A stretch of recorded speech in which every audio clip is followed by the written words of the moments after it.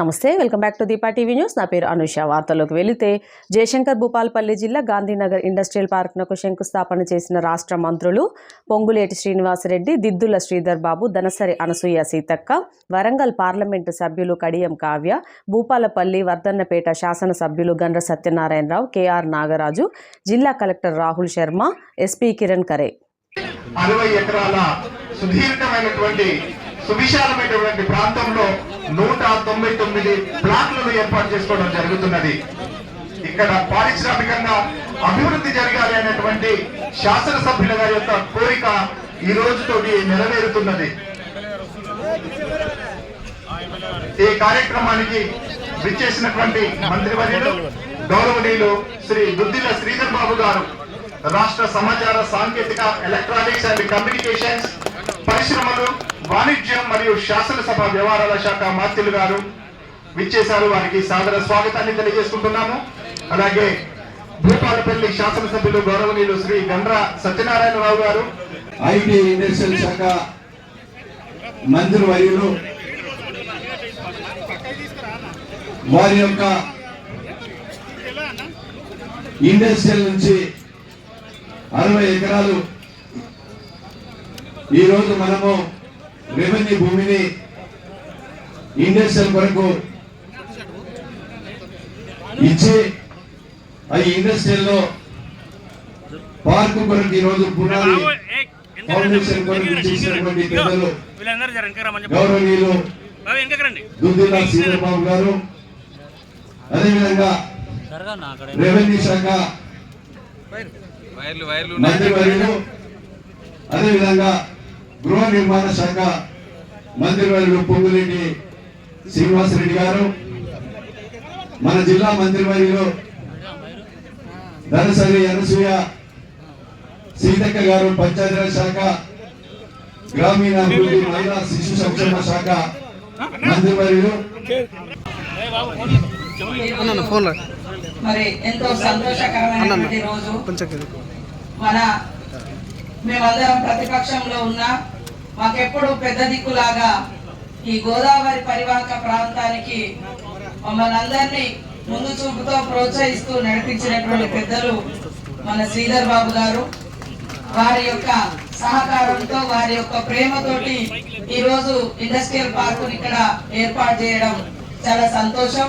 ఈ సమావేశానికి అధ్యక్షత వహిస్తున్నటువంటి సోదరుడు, మరి మనం ఎప్పుడు అనుకునే పేరు 108 ఎమ్మెల్యే కాకముందు అట్లే చేసిన ఎమ్మెల్యే అయినా కూడా అదే రకంగా పనిచేస్తున్నటువంటి సత్యన్న గారు, అదే విధంగా మన జిల్లా ఇన్ఛార్జ్ మినిస్టర్, మా అందరికి మన ఉమ్మడి వరంగల్ జిల్లాకు పెద్దన్నగా పాత్ర పోషిస్తున్నటువంటి సీనన్న గారికి, సోదరిమణి మరి యంగ్ మనందరికి ఒక నూతన యువతకు కూడా ఆదర్శంగా మరి పనిచేస్తున్నటువంటి కావ్య గారికి, అక్క మన నిర్మల జగ్గారెడ్డి అక్కకు, అదే విధంగా ప్రకాష్ అన్నకు, నాగేశ్వరరావు అన్నకు, నాగరాజన్న గారికి, అదే విధంగా కలెక్టర్, ఎస్పీ, మరి వివిధ హోదాలలో ఉన్నటువంటి ప్రజాప్రతినిధులకు, పత్రికా మీడియా సోదరులకు, ఇక్కడికి పెద్ద ఎత్తున తరలి వచ్చినటువంటి ఈ ప్రాంత బిడ్డలందరికీ కూడా పేరు పేరున హృదయపూర్వక నమస్కారాలు, ధన్యవాదాలు తెలియజేస్తా ఉన్నాము.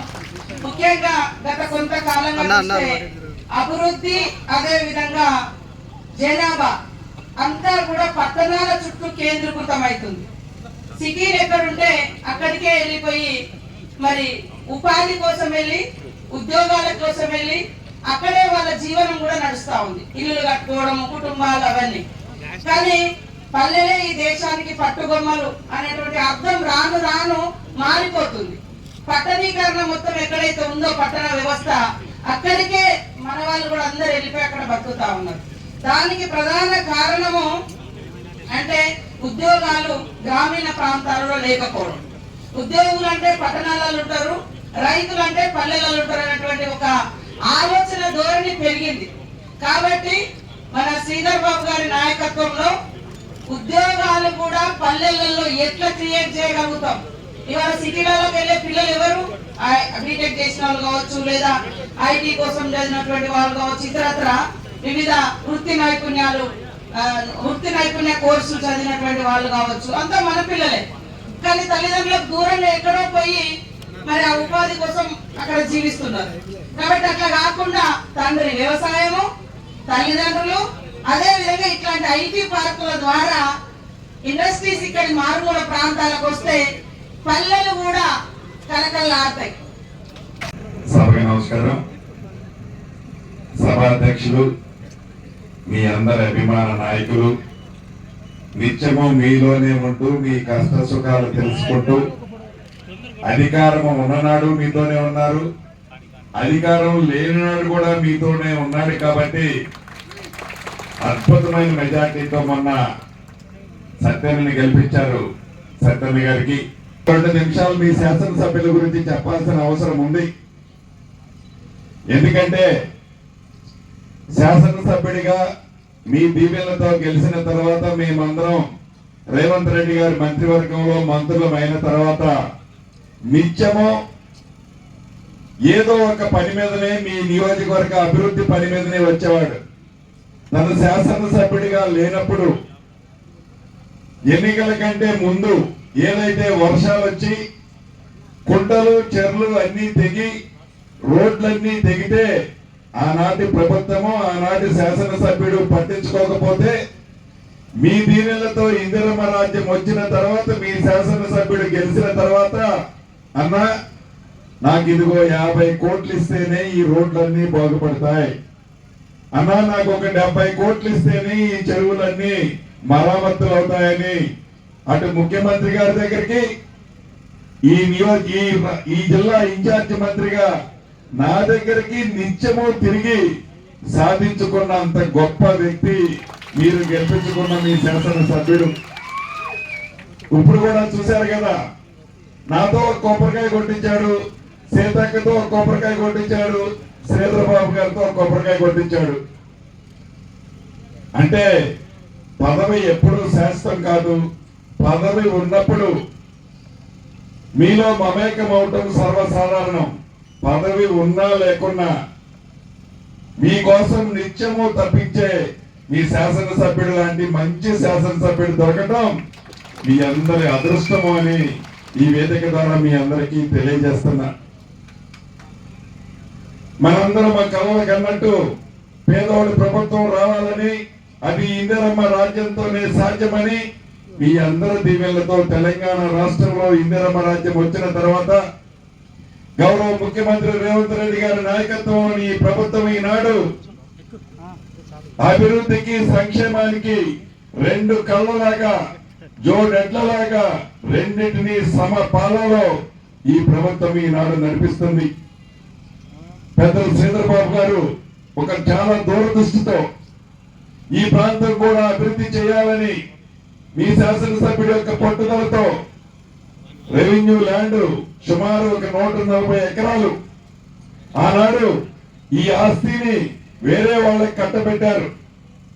ఆ కట్టబెట్టిన ఆస్తిని నేను మంత్రి అయిన మొదటి 10 రోజుల్లోనే వచ్చి ఎట్టి పరిస్థితుల్లో దాన్ని క్యాన్సిల్ చేయాలని నాతో సంతకం పెట్టించుకొని క్యాన్సిల్ చేసి ఈ భూమిని మీ అందరికీ, ఇక్కడున్న యువతకి ఉపయోగపడే విధంగా ఈనాడు ఈ భూమిని పేదోడి ఆలోచనకు అనుగుణంగా మీ అందరి ఉపయోగం కోసం ఈ రోజు ఈ ప్రభుత్వం నిర్ణయించడం జరిగింది. అంతేకాదు, ధైర్యంగా మీరు చెప్పుకునే విధంగా ఇందిరమ్మ రాజ్యం వస్తే మా కళలన్నీ నెరవేరుతాయని ఊళ్ళల్లో చెట్ల కింద కూర్చొని ఏదైతే మాట్లాడుకుంటారో అదే పద్ధతిలో ఈనాడు గౌరవ ముఖ్యమంత్రి రేవంత్ రెడ్డి గారి నాయకత్వంలోని ఈ ప్రభుత్వం పనిచేస్తున్నది అన్నది మీకు తెలియంది కాదు. జిల్లా వాసులకి, మనం ఈరోజు గణపురం మండలం మైలవరం గ్రామానికి సంబంధించిన గ్రామస్తులకి, నియోజకవర్గ ప్రజలకి, మరి ఇక్కడికి విచ్చేసిన మా పాత్రికేయ మిత్రులు, అధికారులు, మేమందరం కూడా మీ నాయకుడు, మీ ప్రియతమ నాయకుడు, మీ అభిమాన నాయకుడు, ఈ ప్రాంత శాసనసభ్యులు, మా సోదరులు గంటా సత్యనారాయణరావు గారి ఆధ్వర్యంలో జరుగుతూ ఉన్న ఈ కార్యక్రమానికి నేను కానీ మన రాష్ట్ర రెవెన్యూ మరియు హౌసింగ్ శాఖకు సంబంధించిన మంత్రివర్యులు పెద్దలు శ్రీనివాస్ రెడ్డికి సంబంధించి మా ప్రభుత్వానికి సంబంధించి గౌరవ ముఖ్యమంత్రి రేవంత్ రెడ్డి గారి నాయకత్వంలో మేము మా సహచర మంత్రివర్గ సోదరు వాళ్ళందరూ కూడా మార్పు తీసుకొచ్చే ప్రయత్నంలో ఒక అడుగు తర్వాత ఒక అడుగు వేస్తా ఉన్నాం. ఆ క్రమంలోనే మీరు చూసే మొదటి 3 నెలలు ప్రభుత్వ యంత్రాంగాన్ని నడిపించే కార్యక్రమం చేస్తూ మళ్ళా 3 నెలలు ఏమైంది, మా కావ్య గారి ఎలక్షన్ వచ్చింది, పార్లమెంట్ ఎలక్షన్ వచ్చినాయి. దాంట్లో అందరూ నిమగ్నమైనాం.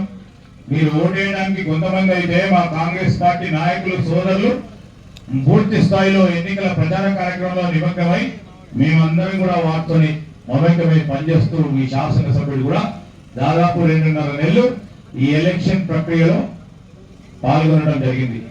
మేము అసలుగా పనిచేసింది ఈరోజు 5 నెలలు. ఈ 5 నెలల కాల వ్యవధి నేను ఇంతకుముందే శ్రీనివాస్ రెడ్డి గారు మీ సత్యనారాయణరావు గారి గురించి చెప్పానక్కర్లేదు, అందరికీ తెలుసు.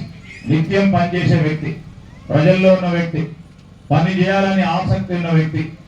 ఈరోజు ఈ ప్రాంతానికి ఏదో ఒకటి చేయాలి, అన్ని డిపార్ట్మెంట్లకు సంబంధించి మరి ఈ ప్రాంతానికి ఏ విధంగా రోడ్లు కావాలో ఇప్పుడే సీతక్క అడిగి, రెవెన్యూ భూములు హౌసింగ్ కావాలో శ్రీనివాస్ రెడ్డి గారిని అడిగి, మా పరంగా ఆల్రెడీ ఇప్పుడు ఒక శంకుస్థాపన చేసుకున్నారు.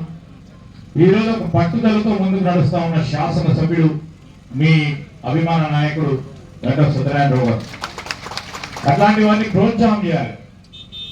ప్రోత్సాహం చేసే సంకల్పంతో మేము 3 మంత్రులం వచ్చినాం, ఒక్కరం కాదు, 3 మంత్రులం ఉన్నాం. అంటే దాని అర్థమైంది, ఈ రోజు ఈ ప్రాంతానికి సంబంధించిన మా శాసనసభ్యుడు ఏ వాగ్దానాలు ఇచ్చిండ్రో ఆ వాగ్దానాలకు అనుగుణంగా ఈ రోజు మేమందరం కలిసి కూడా ఆ ప్రాంతాలకు సంబంధించిన శాసనసభ్యులని ముందుకు నడిపి ఈ ప్రజా సంక్షేమం అభివృద్ధిలో పాలు పంచుకుంటాం, మీరు ముందుకు నడవండి తెలియజేయడానికి ఓ సంకేతం ఇవ్వడానికి మేమందరం కూడా రావడం జరిగిందని మనం చేస్తా ఉన్నాం.